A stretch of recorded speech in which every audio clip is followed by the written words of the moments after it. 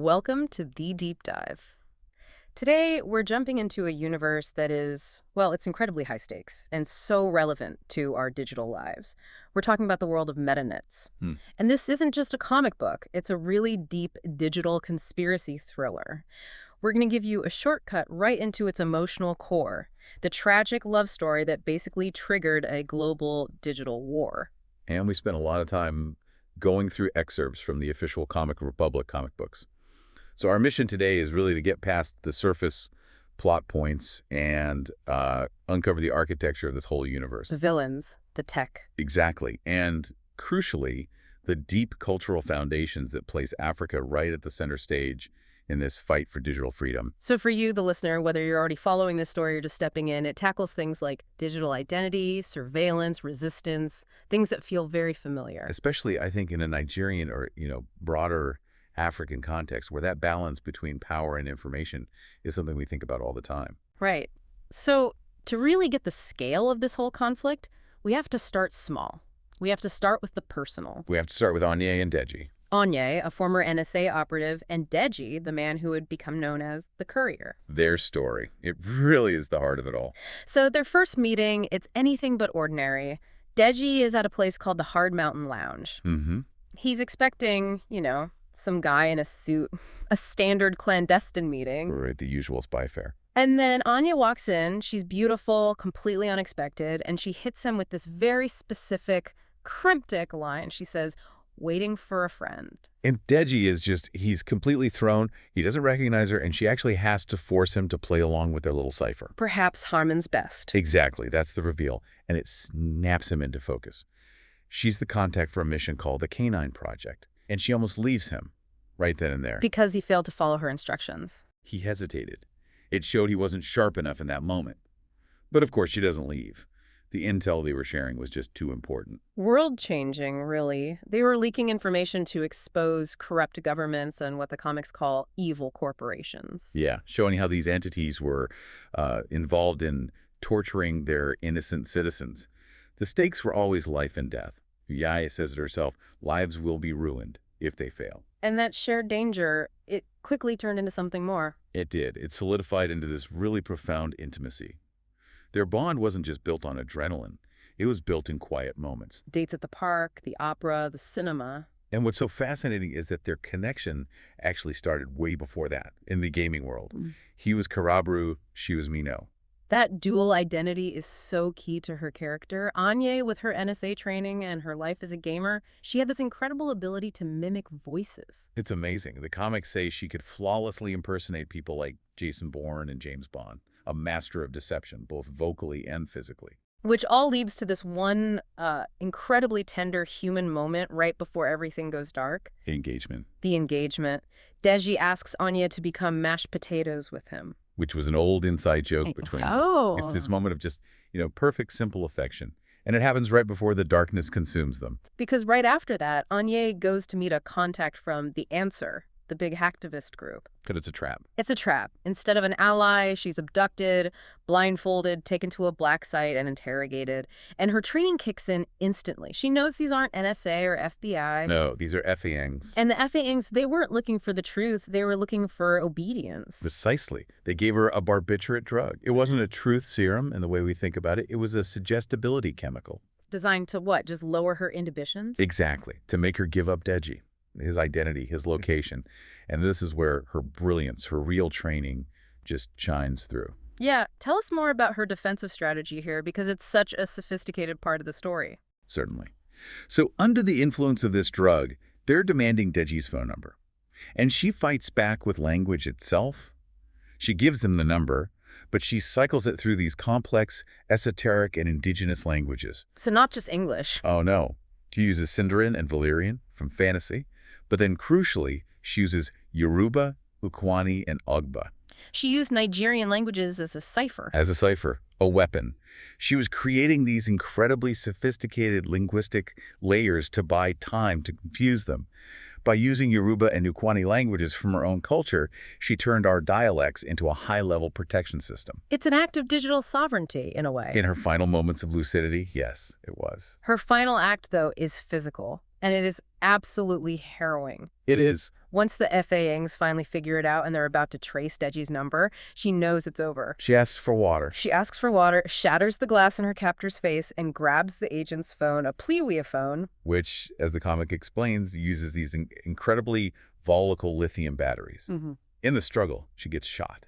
And the combination of the bullet, the hot battery, and a nearby gas cylinder with sodium salt. It creates a catastrophic explosion. The room is destroyed. Anye is killed. But she achieved her goal. She stopped them from tracing Deji. She saved him. Yeah. And her final command, through that sacrifice, became the mission statement for the entire war to come. Destroy them. Destroy them. So Anye's death was the personal trigger, but it opens up the full scale of this global threat. The FANgs and this other group, the Bats, they aren't just random villains? No, they are architects. Architects of what's called the Surveillance Industrial Complex, or SEC. Which sounds terrifying. It is. Their goal is to build these omniscient, all-seeing AIs based on deep learning. But for an AI like that to work, it needs, well, an absolutely staggering amount of data. And they get that data from specific corporate platforms that they either control or feed from. The sources name them. They do. Fascia, Afix, Nile, Aladdin, Glue, Tesseract, and Bayou. And this is where the comic gets really sharp with its social commentary. These aren't just random names. Not at all. I mean, you can connect the dots pretty easily. Fascia is clearly the social media giant. Nile, the e-commerce one. Ace, the hardware company. So the Afghanians are weaponizing the very digital services we all use every day. They're gathering our behavioral data to eliminate privacy and establish total control. And the leaks Anye and Deji were working on show the real-world impact of that. Like the government cover-up of the Blintwater crisis. Exactly. Control of data translates directly to control over people's health, their lives.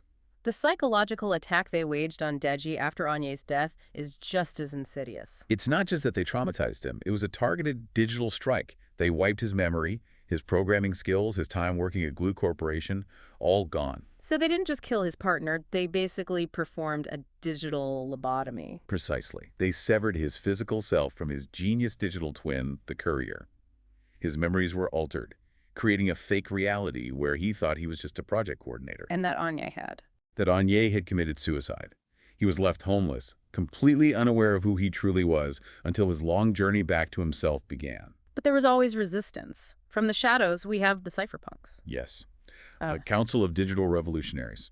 Satoshi, Tucson, Spartacus, and Nimrod, they are the counterforce. And their goal isn't just to fight back, it's philosophical. It is. They want to build a decentralized, open, and what they call a nurturing feeling AI, something to counter the Evinga's cold calculating machine. And to do that, they need to activate a global network of secret bases, all linked to the ultimate battlefield, which is Digiterra. Digiterra, the digital reality itself, where the source code of existence lives and where time flows differently. And to unlock its power, they need Deji. They need the courier. He's the smart data expert. His knowledge of quantum data sets is the only key that can unlock the Meta Central Beacon in Giza. The placement of their bases, their strongholds, is one of the most powerful parts of this whole story. It really is. Yeah. They have 7 global citadels. There's cities in Antarctica, Meta Apex on Mount Everest, but let's look at the real power centers. You have Meta Central in Giza, Egypt, Meta South at the Cape of Good Hope, and then the foundational bases right here. On our soil. This is where Africa becomes the absolute strategic pillar for global digital freedom. The comics pinpoint Meta West, which is brilliantly built directly into Olumo Rock in Abeokuta, Nigeria, Wow. and Metakynts, which is located in the ancient city of Ife, Nigeria. The choice of Olumo Rock is just. It's genius. For Right. anyone who knows Nigerian history, Olumo Rock is this incredible symbol of refuge, of resistance. It was a fortress that protected the Egba people. So by placing a citadel there, the story is explicitly linking that physical, historical African resistance to this modern digital fight for freedom. Yeah. Ife as the cradle of Yoruba civilization. It reinforces the idea that the oldest, most profound cultural knowledge is what's needed to build the most advanced and most ethical digital future. So Africa isn't just a participant in this war. No, it is the origin point of the counteroffensive. So after this whole deep dive, corporate conspiracy, the personal tragedy, what's the key takeaway for you, the listener? The whole battle really boils down to one concept.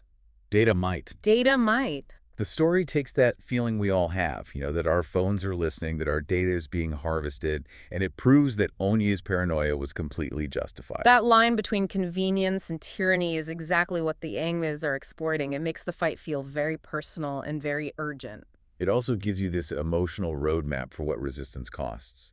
Digi's first impulse is just pure vengeance for Onye, which is understandable, Of course. but the narrative guides him to see that her sacrifice was for something bigger, for liberation. He has to move past his personal grief to fulfill the mission she died for. He has to evolve from personal grief to global responsibility. And by rooting the resistance in places like Alumo Rock and Ife, the story delivers such a powerful cultural message. It just flips that standard Western-centric thriller narrative on its head. And it positions African locations as these vital, high-tech centers of global power and ethical innovation. And that shift in perspective is what makes it resonate so deeply, I think. Yeah. It gives both local and international audiences this inspiring vision of African leadership in the fight for our digital selves. The story really forces you to look beyond the screen and understand that technology is just a mirror.